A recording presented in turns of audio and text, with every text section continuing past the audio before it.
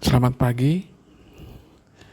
Renungan pagi kita hari ini diambil dari kitab Wahyu pasal 14 ayat yang ke-7. Berkata demikian.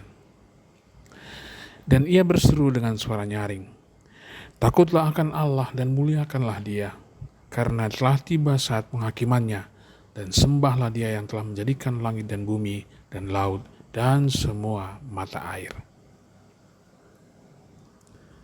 Takutlah akan Allah. Pemerintah di dunia ini akan melakukan segala cara agar rakyatnya tunduk kepada pemerintah. Salah satu cara yang dipakai adalah dengan cara militeristik, di mana jabatan dalam pemerintahan diisi dan dipegang oleh para perwira militer. Kebebasan menjadi hal yang mahal, sementara intimidasi dilakukan kepada orang-orang yang melawan dan tidak tunduk kepada pemerintah. Tidak ada yang boleh berbeda, bahkan melawan pemerintah dalam setiap kebijakannya. Rakyat menjadi takut dan ingin bebas dari situasi yang demikian. Tetapi rakyat tidak memiliki keberanian untuk melawan. Pemerintahan seperti ini adalah pemerintahan yang otoriter. Kitab Wahyu ditulis oleh ketika Kekaisaran Romawi diperintah oleh Kaisar Domitianus. Ia membuat patung yang menyerupai dirinya dan memerintahkan semua orang untuk menyembahnya, termasuk juga menyembah patungnya. Situasi ini membuat orang Kristen yang hidup di bawah pemerintahan Domitianus menjadi tertekan dan takut. Mereka diperhadapkan dengan pergumulan iman yang nyata, menaati kaisar, atau mempertahankan iman karena Tuhan satu-satunya yang layak disembah. Menaati berarti tetap hidup, menolak berarti mati. Pada waktu itu banyak orang Kristen yang mati sebagai martir. Namun banyak pula yang hidup sebagai penjilat.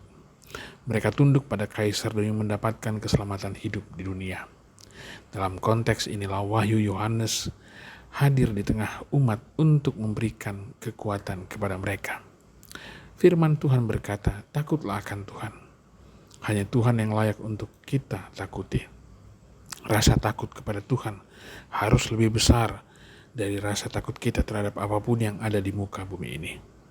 Dalam konteks Alkitab, takut akan Tuhan bukan berarti ketakutan yang mengerikan, tetapi rasa hormat, kagum, dan penghormatan yang mendalam terhadap Allah. Ini adalah pengakuan atas keagungan, kekudusan, dan kuasa Tuhan sebagai pencipta dan hakim yang adil. Saudaraku, ketaatan kita kepada Allah harus lebih besar daripada ketaatan kepada siapapun.